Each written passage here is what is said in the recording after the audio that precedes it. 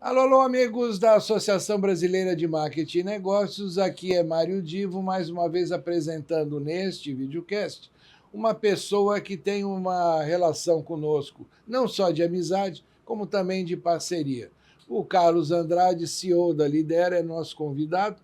Obrigado, Carlos, pela sua gentileza em comparecer aqui para essa conversa, em que nós vamos detalhar para as pessoas que se relacionam com a ABMN a nossa parceria e o que a gente pode oferecer. Mas, como sempre, eu peço para que você, atenção, você aí de casa, atenção para o QR Code que vai aparecer aqui na tela. Esse QR Code é do Instituto Rogério Steinberg e você pode fazer uma doação para ajudar as crianças que o Instituto acolhe, crianças essas que têm, pelo Instituto, capacidade de desenvolver os seus talentos.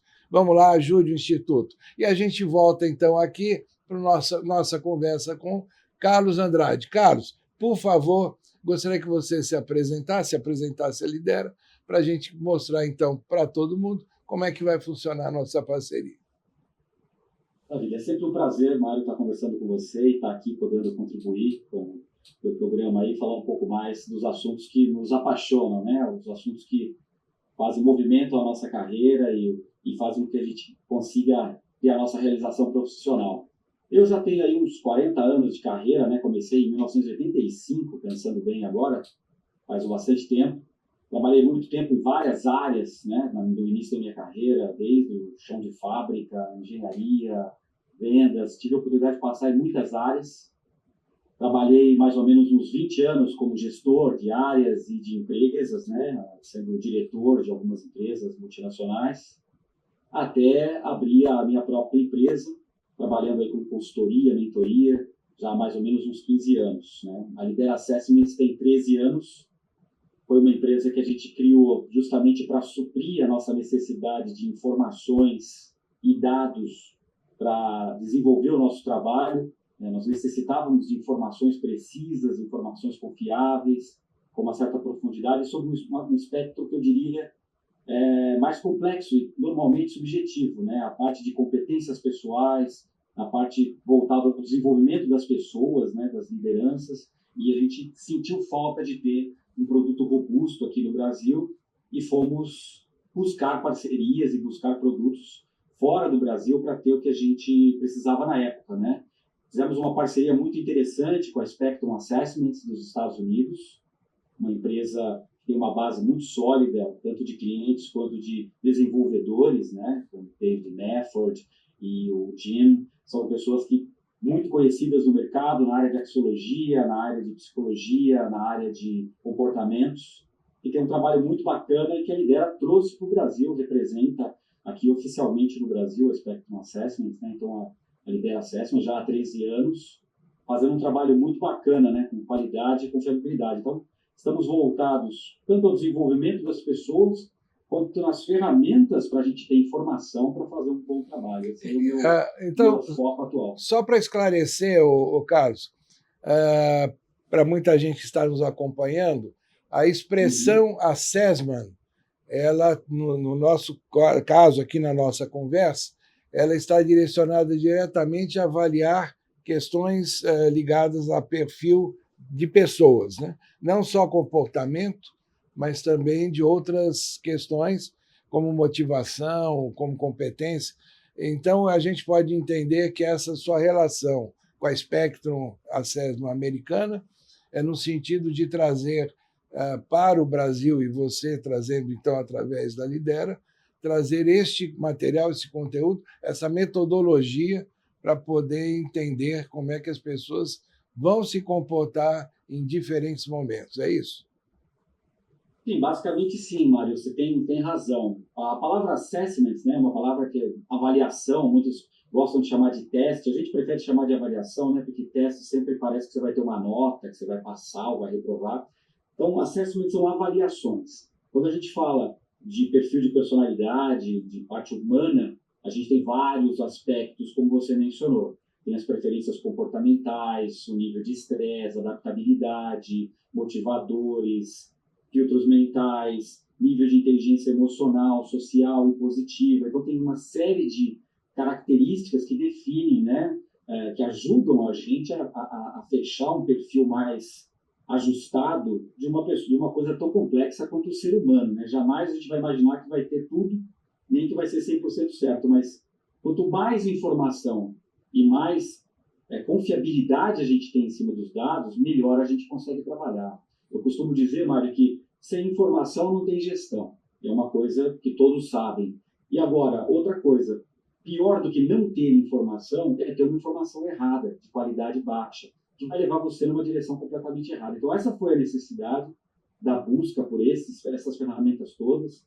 E a gente encontrou aí, através de alguns parceiros, né, até falar do Dr. Sean Tracy, que era um mentor e psicólogo, coach canadense, parceiro nosso, que nos apresentou o Spectrum Assessment há um tempo atrás. E foi de grande valia, uma parceria que deu certo.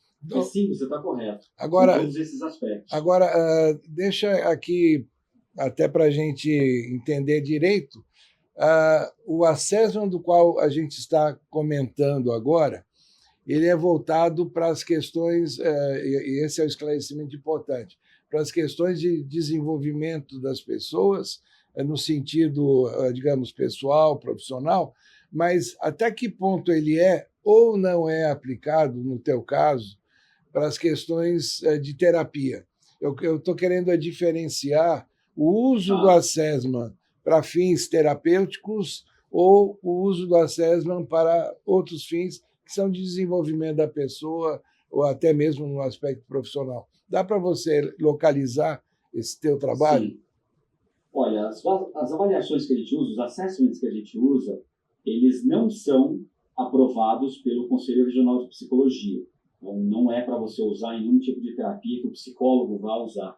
Então, ele tem as ferramentas oficiais aprovadas pelo CRP. Então, ele não está nessa gama, não faz parte do escopo desses profissionais. Pode ser lançado mão, mas não com nesse efeito específico.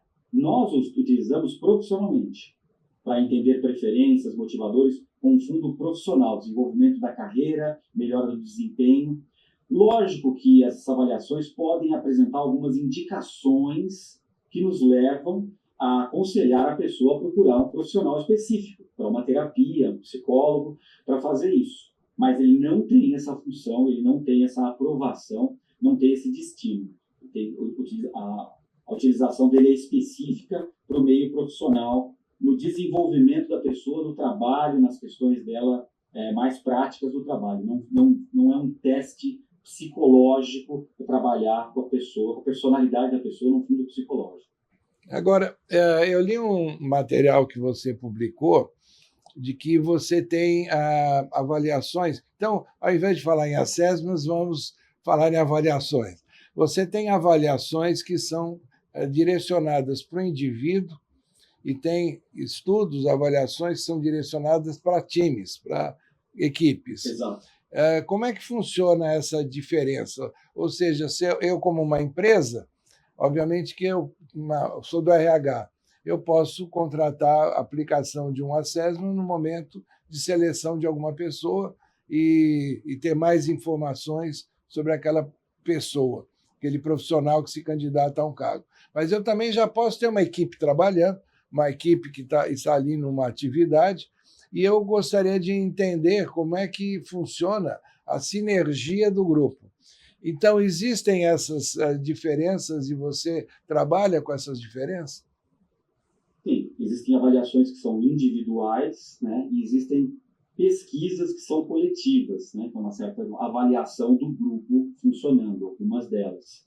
Sim, temos em vários aspectos, né, a gente tem avaliações para trabalho em equipe, nós temos para fidelidade, para satisfação, uma série de outras vertentes, né, para análises 360 ou para detectar aspectos específicos de um único indivíduo, como a gente comentou aí, né, como motivadores, inteligência, competência, preferências comportamentais, ou para o grupo, para as dinâmicas do grupo, a satisfação dele, a fidelidade dele, a coesão dele. Então, você lança a mão de avaliações específicas. Se me permite, Mário, eu diria até que vale a pena contextualizar, porque as pessoas da gestão de talentos, né, do RH, normalmente elas estão buscando solução para algum problema. E a gente, quando consegue fazer conexão entre o problema e o caminho para a solução, fica tudo mais simples no modo de pensar. As empresas, no geral, elas estão procurando resultado. Estão procurando faturamento, margem, caixa, presença de mercado, imagem. Ela tem um objetivo. Mesmo as filantrópicas, elas precisam dar lucro para que elas se mantenham. Mesmo que seja pequenininho, mesmo que ela reverta para ela mesma. Precisa ser uma empresa que funcione bem dentro dos padrões de gestão de empresa. Então, as metas são sempre essas. E como diria aí, muitos papas aí da gestão, né, o Jim Collins, sei lá, que fez aí o livro das empresas, das dicas para as empresas crescerem e vencerem, ou o Stephen Covey, que fala dos 7 hábitos das pessoas altamente eficazes, ou quem sabe lá o Peter Drucker, o papa aí da administração, todos eles levam no mesmo ponto. O resultado da empresa é atingido por meio do resultado das pessoas. Se você não entende de pessoas, você não entende de negócios. Então, a material-chave para qualquer empresa chegar em qualquer resultado são as pessoas, encabeçadas pela liderança. Então, eu preciso entender qual que é o capital humano que eu tenho ou que eu quero trazer para dentro da minha empresa, para que eu coloque as pessoas certas nos lugares certos, para que eu faça o desenvolvimento eficiente. Aí eu gero eficiência nas áreas, aí eu gero resultado. Então, essa é a consequência. Porque senão a pessoa começa a imaginar que fazer uma série de investigações, aprimorar um processo de recrutamento, é um gasto. E, na verdade, é um investimento. Porque se você não conhece o seu capital humano, você não consegue desenvolver, você não consegue engajar, você não consegue motivar, você não consegue trabalhar em equipe, e aí você não tem resultado. Você fica patinando em burnout, ansiedade, turnover, resultados baixos, aquele voo da galinha, né? O cara vai lá, mas nunca deslancha, a equipe que não veste a camisa, toda essa história. Então, nós trabalhamos efetivamente com esse desenvolvimento. E para isso acontecer, precisa de informação. Qualquer profissional, qualquer gestor, seja de RH, ou da produção, ou da engenharia, ele precisa entender o capital humano que ele tem. Aí a gente lança a mão de avaliações individuais e avaliações coletivas, como você falou. Então, esse é o objetivo central de ter as avaliações em mãos.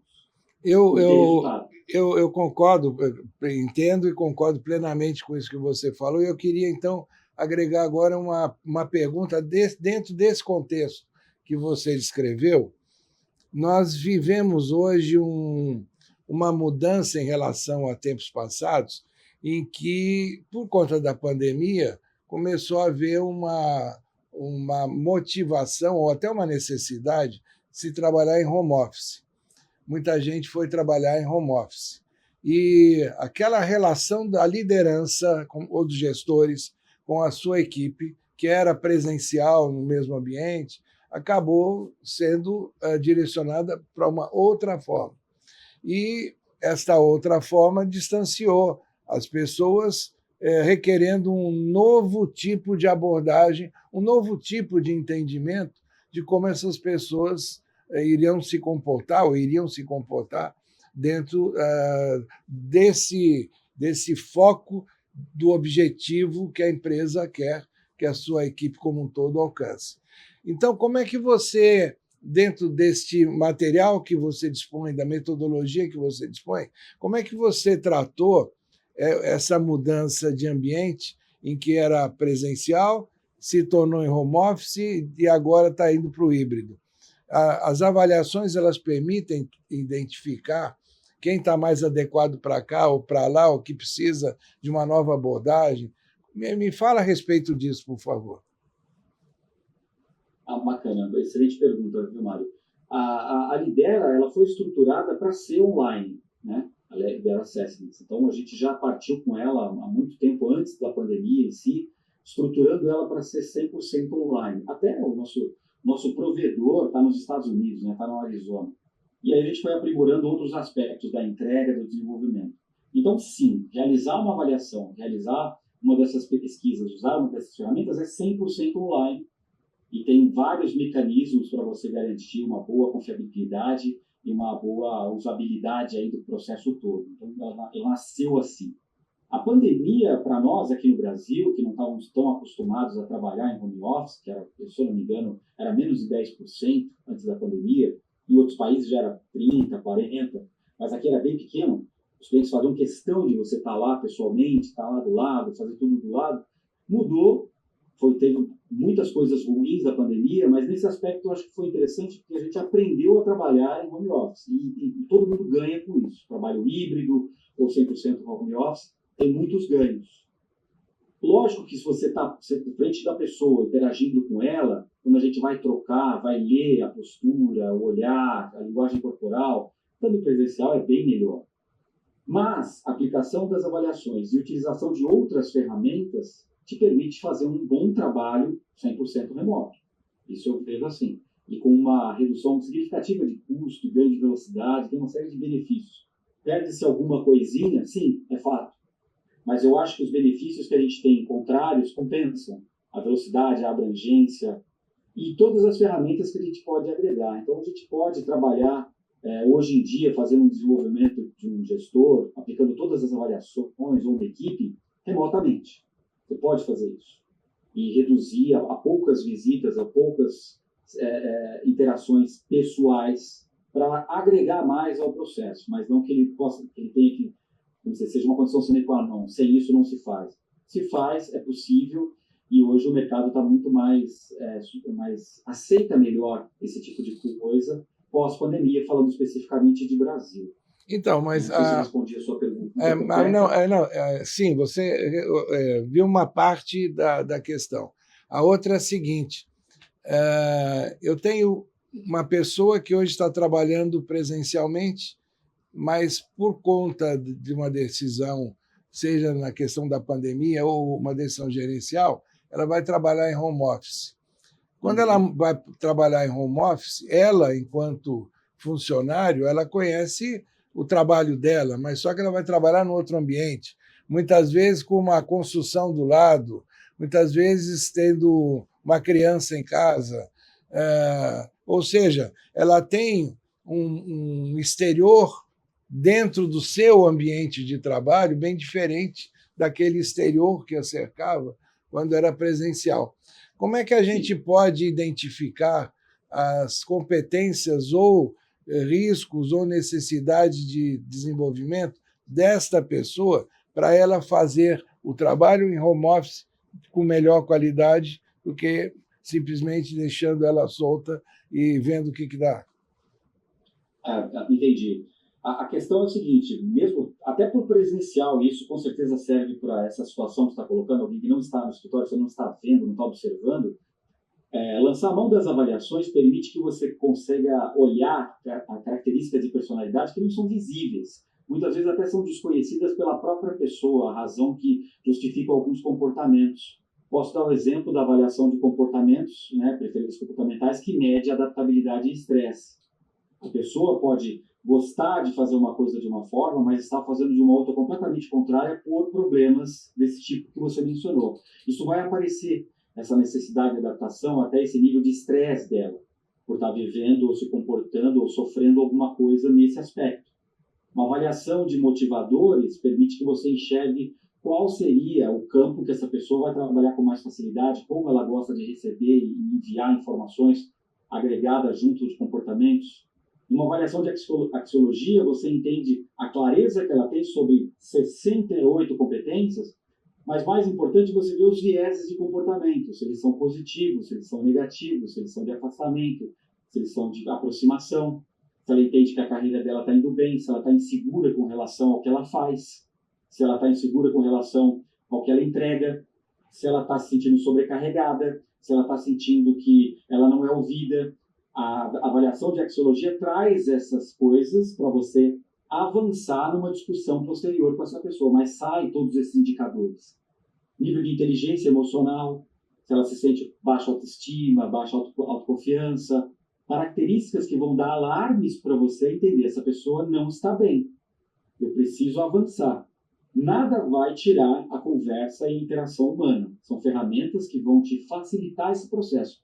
Mas como você está longe, você não convive todo dia, você não está interagindo com ela. Quando você tem a avaliação na mão, você ganha 6 meses de interação que você não teve. Então, num processo de recrutamento, você nem conhece a pessoa, você vai receber os dados dela frio para direcionar a sua análise.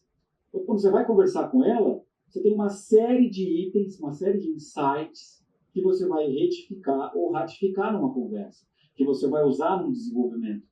Comprovado, logicamente, com a habilidade de um analista, de um mentor, um consultor, para que ele vá fazendo as perguntas certas e avançando, mas já tem o caminho muito bem traçado. Isso quem participa, quem faz as avaliações, quem sente isso, que eu sempre falo, né? Faça uma avaliação e depois você me diz se é você nela ou não. Esse é o desafio de fogo que eu desafio qualquer um a fazer. Faz a avaliação e olha, você vai se ver na avaliação com grande confiabilidade. De novo, é 100%? Nunca.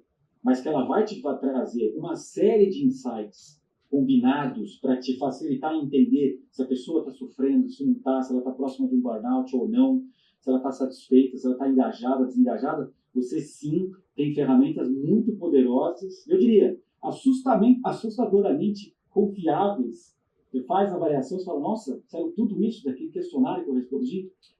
Tem coisa, a ciência e a matemática associada hoje trazem muita coisa boa e quando a gente sabe usar e sabe confirmar na conversa com a pessoa, você ganha demais nesse aspecto. Então, eu acho fundamental, desculpa só para fechar a minha resposta longa, mas eu tenho clientes que são de TI 100% home office, a equipe inteira, centenas de pessoas. Não existe a interação presencial. Se a gente não lançasse mão disso, a gente estaria completamente órfão, sem saber como essas pessoas estão em casa. Então, para mim, é uma ferramenta poderosíssima. Bom, você falou em termos de confiabilidade, né? Como esses assessments vêm, como você disse lá da Spectrum americana, nos Estados Unidos existe um rigor muito grande, né? Para que essas ferramentas sejam aplicadas.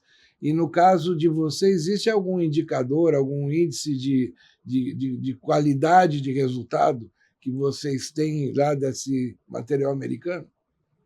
Sim, todas as avaliações, por exemplo, de axiologia, ela traz a confiabilidade estatística das respostas.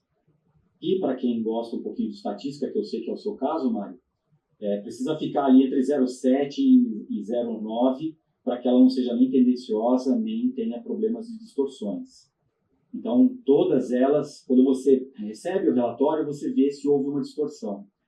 Normalmente dá uma distorção quando a pessoa não leu direito, respondeu de qualquer forma, foi muito rápido ou muito lento, deixou lá um dia aberto na máquina dele, respondeu ou parado. Então, qualquer distorção na forma que ele respondeu ou ele tentou induzir, o relatório vai mostrar que está fora de uma confiabilidade normal, que é de 0,7 a 0,9.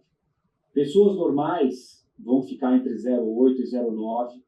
Né? O normal que eu digo é normal matemática. Né? Pessoas que ficam ali dentro da curva normal apresentam isso.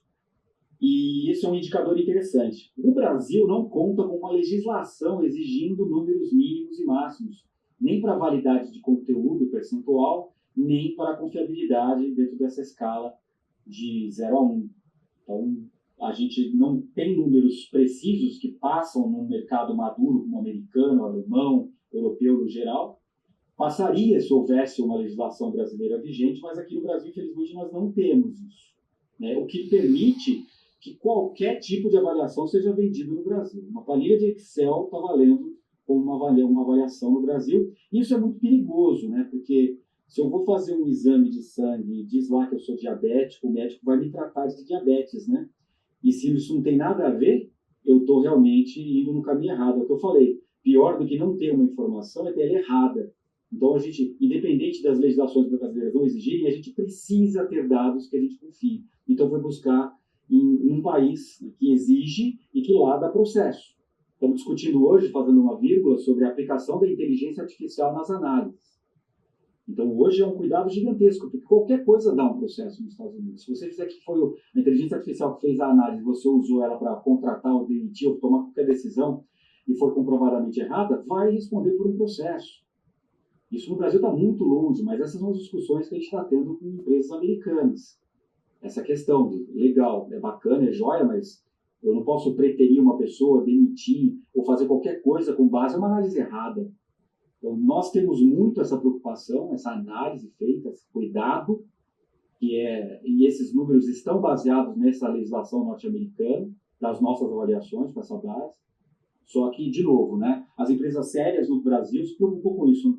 As multinacionais e as empresas brasileiras que têm esse viés de se preocupar com essa questão, todas elas vão buscar avaliações que sejam aprovadas. Mas, infelizmente, muitas ainda não, nem sabem que existem esses critérios de aprovação. Isso que você está comentando me remete a uma questão que no marketing, né, é muito presente, e você, como já foi gestor executivo, é o seguinte: nem sempre o menor preço vai valer a pena, porque às vezes você paga um preço baixo por aquilo que você compra, mas um preço alto, de uma maneira figurativa, pelo que você vai ter de resultado. É isso, né? No Brasil, a gente está acostumado a ver tanto disque vendido aí para todo lado, e aí fica a coisa, mas é tão barato. Por que existem outras avaliações com uma diferença de preço tão maior, tão mais cara? Na realidade, não é que ela é mais cara, né? Ela, na realidade, ela vale o que está entregando. Então... Exato. Porque pensa bem, Mário, você é um profissional da área de estatística, de matemática também, né? Você tem que fazer uma combinação entre matemática e psicologia com alguns milhares de pessoas. Não é assim. Então você tem que fazer ajustes, você tem que testar, ver se tem viés, se não tem. Alto para fazer uma validação de uma avaliação nos Estados Unidos, na Alemanha. No Brasil não tem isso. Então o cara pega, mais ou menos, ele entende a teoria, ele cria algumas perguntas e sai com uma resposta. Mas isso é muito perigoso. E aí tem um ditado popular muito, que define o que você falou, né? O barato sai caro. Né? Você está investindo nisso, mas é de verdade mesmo? Você se vê naquilo? Isso falando de uma única avaliação, comportamentos, que às vezes é a única que as pessoas conhecem. Você tem uma série de outras. A gente lança mão de 6 ou mais avaliações, se a gente quiser, para ter um perfil de competências para o trabalho completo da pessoa. E vai trazer muita informação de desenvolvimento, de aumento do desempenho da pessoa, decisões mais assertivas nas contratações, nos processos de motivação. Motivar não pode ser só dinheiro e cargo e salário. As empresas têm limite para isso. Ninguém pode ficar dando salário e cargo para os outros para segurar. Hoje a geração Z nos mostra isso. Eles estão procurando muito mais, muito além só do salário. Eles querem outras coisas que eu preciso saber medir, saber identificar e saber entregar. Se eu não tenho esses dados, eu fico completamente órfão. Eu vou em qualquer direção, eu não tenho foco, eu gasto muito mais dinheiro. Eu economizo algumas dezenas de reais numa avaliação e depois perco milhares de reais num processo difícil, na demissão, na baixa eficiência, porque eu não conheço, eu não tenho ferramentas para agir da maneira correta, eu não tenho os exames para o médico poder trabalhar direito. Então é fundamental ter esses dados. Agora, Carlos, vamos objetivar. Nós estamos falando de uma parceria que já existe entre a BMN e a Lidera, no sentido de favorecer os nossos associados. Como nós temos, e aí eu vou tentar descrever essa nossa parceria e você me completa no que você achar válido. Nós temos associados que são pessoas jurídicas, portanto, empresas, e nós temos a pessoa física, e que pode ser o estudante, pode ser um profissional independente. Então, nós temos essas duas categorias. Para as pessoas jurídicas, quando elas assinam um termo de adesão, e isso está lá no nosso site, bem descrito no termo de adesão, ela terá direito a alguns tipos de benefícios. E entre esses benefícios, nós temos a oferta de avaliações, dentre essas que o Carlos escreveu. A pessoa física, o estudante, também tem direito a uma avaliação, pode ser, e a escolha é da pessoa, se é motivacional, inteligência emocional. Então, no caso de empresa, e aí eu vou querer dar esse foco agora, Carlos, dá para você descrever um pouquinho mais como é que funciona a avaliação de times, que eu acho que esse é o grande mote, além que também tem, como eu disse, tem avaliação lá para a empresa escolher uma ou duas pessoas para fazer a avaliação comportamental ou motivacional ou de inteligência emocional ou até de competência, mas tem uma lá específica que é de times que eu acho muito interessante você descrever para a gente. Bacana. Obrigado aí pela oportunidade de descrever. A gente tem a ferramenta que chama Teamwork Survey, que é uma pesquisa sobre trabalho em equipe. A gente usa como base toda a nossa expertise, né, e os nossos dados internos da Lidera Assessments, mas ela é bem baseada no livro do Patrick Lencioni, né, As 5 Disfunções de uma Equipe. Trazendo para um lado positivo, nós trabalhamos as 5 características que precisam ser desenvolvidas para que você tenha realmente o trabalho em equipe. Então, eu preciso conseguir medir se a minha equipe tem isso ou não. Né? Muito simplistamente, a gente coloca aqui a primeira característica que as pessoas precisam ter é empatia no trato. Então, a gente vai medir. Porque se eu perguntar para você, Mário, você é uma pessoa empática? Você vai dizer, sou. Mas o quanto é? É de verdade mesmo? O que é empatia para você? Então, tem muita subjetividade nisso. Então, medir se existe empatia no trato entre as pessoas, da liderança com a equipe e entre ela, é importante, que é o pilar número 1. Depois a gente vai trabalhar se existem debates abertos, se as pessoas estão num ambiente de segurança psicológica e conseguem falar o que elas pensam sem medo de retaliação, que é o que o Patrick chamou de trabalhar aí, desenvolver essa crítica, esse debate, e a gente coloca como debates abertos, né? Vamos dizer assim, não conflitos em si. Depois, se eu conseguir discutir, se eu fui empático, eu consegui discutir e colocar um tema em discussão, eu consigo fechar um acordo, então eu avancei mais um pilar. Então, os acordos estão sendo fechados, as pessoas estão realmente se comprometendo com aquilo, com as metas, entre aspas, e objetivos, é um acordo, ou é toma a meta e corre e se vira. E depois entra, quando você consegue esses 3 pilares básicos, né, ter empatia, ter o debate aberto, ter os acordos, normalmente você consegue ter a responsabilização. Um se responsabiliza pelo outro e pelo todo. Não é mais um líder ou uma pessoa só que fica cobrando e correndo atrás. A dinâmica funciona mútua. E aí eu tenho tudo formado para ter resultado. Então, essa avaliação vai trazer para você números sobre esses 3 ou 4 pilares para você poder tomar as ações no nível que você precisa. Porque sem um, você não tem o outro.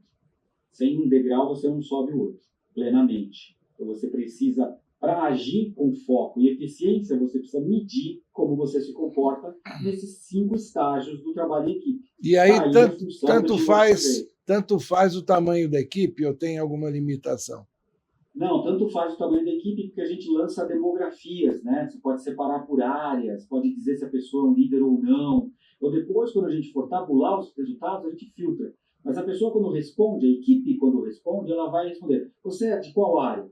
Para manter o anonimato, para manter o conforto da pessoa responder exatamente o que ela pensa, a gente separa em grupos razoavelmente grandes, pelo menos de 10 pessoas, 5, 10 pessoas, para que ela não se sinta sozinha naquela resposta. O departamento tem 2 pessoas, ela fala que faz parte dele, ela fica com medo, né? Então você cria grupos onde a pessoa fica confortável e que te permita filtrar para tomar ações posteriores. Então, ela vai ter uma série de dados que você vai tirar daí dentro, que vão te permitir entender onde a equipe roda melhor e onde ela tem problemas para você agir nesses aspectos. Então, vai aumentar muito a sua eficiência na ação e ter um indicador tangível de trabalho em equipe. Então, para nós somos a primeira empresa no Brasil a ter a pesquisa de trabalho em equipe. O Patrick Lencioni tem na plataforma dele lá desde os anos 90, 2000, uma pesquisa nos Estados Unidos, em inglês, se você procurar, se encontra. Aqui para o Brasil, a gente é que fez essa adaptação, né? Usou o livro dele como base, junto com a nossa experiência, e criamos o Teamwork Survey. Então, podemos dizer que somos a primeira empresa no Brasil a ter uma avaliação de trabalho em equipe. Bom, então vocês estão vendo que vale a pena a empresa associada da ABMN não só usar o benefício que tem para fazer um trabalho numa equipe, como também estender esse trabalho para toda a sua força de colaboradores. O tempo é muito inimigo nosso, ele corre rápido. E eu vou fazer agora uma última pergunta aqui para o Carlos, que é uma curiosidade que me bateu. A Spectrum, pelo que foi dito, ela é uma empresa que tem uma abrangência grande de trabalhos e de avaliações. Essas avaliações, elas também podem ser aplicadas na área do esporte? Ou seja, eu consigo levar essas avaliações ou a adaptação dessas avaliações para a área do esporte? A Lidera trabalha com isso? Sim, né? Imaginando que são profissionais, seja um engenheiro ou seja um jogador de futebol, são profissionais que estão agindo na área deles. Eles têm uma série de avaliações que são comuns, como comportamentos, fatores de motivação, inteligência emocional, são comuns. Mas quando a gente fala de axiologia, que são as competências para o trabalho de um é engenharia, o trabalho do outro é jogar futebol. Então nós temos sim axiologias diferentes para um atleta geral, genérico, de qualquer esporte, e especificamente temos para o futebol, né? Para o Brasil, a terra do futebol, a gente trouxe para o nosso catálogo, sim, uma avaliação que permite entender quais são fatores que levam na parte psicológica, emocional, na parte de competência e clareza, um profissional a ter sucesso na área específica de futebol ou aplicar uma geral para qualquer atleta. Que a linguagem não é tão específica quanto o futebol, como ele lida com uma lesão, como ele lida com a carreira dele, com os desafios, a necessidade dele ter um caminho alternativo, como que ele enxerga a liderança para ele lá dentro, como ele se vê dentro do campo, como que ele toma decisão, como ele aprende mais rápido. Então, tem todos esses dados que favorecem a você desenvolver um atleta, somente se ele é bem novo, né? Que isso não está claro nem para ele mesmo, vai ser uma revelação. Sim, temos, Mário, específico para a área de esportes. Quem quiser conversar sobre isso, a gente pode avançar. E são também com o mesmo nível de confiabilidade. Tá bom. Carlos, muito obrigado aí pela sua atenção, generosidade, o tempo que você nos dedicou aí.